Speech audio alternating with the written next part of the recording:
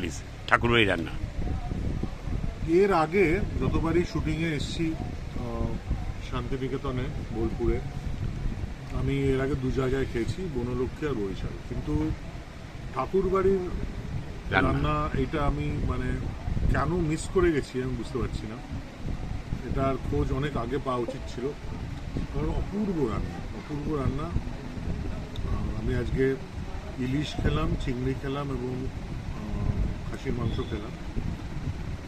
ইলিশটা খুব ভালো, ইলিশটা আমি শুনলাম মানিকতলা মার্কেট থেকে আসে, এবং মাংসটা এত সফট, এত ভালো সেদ্ধ হয়েছে, কিছু বলার নেই। আর ঝোলটাও একদম টিপিক্যাল যে রোববার যে ঝোলটা হয়, বাঙালির যে চিরাচরিত যে মাংসের ঝোল রোববারের, সেইটা একদম মানে একদম সেইটা। সাথে আলু, সাথে আলু তো মাংস আলুটা ছাড়া তো হয় না ওই ঝোলটা, তাই জন্য কোইন্টেসেনশিয়াল সেই ঝোলটা।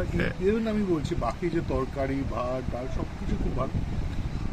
আমার এই যাবৎকালের এই কলকাতার বাইরে এদিক ওদিক যাওয়ার মধ্যে যে খাবার জায়গাগুলো আমার টেস্ট করতে হয় বা আমি এক্সপেরিমেন্ট করি, বা তার মধ্যে আমি বলবো যে ঠাকুরবাড়ির রান্না ইজ ডেফিনেটলি বেস্ট।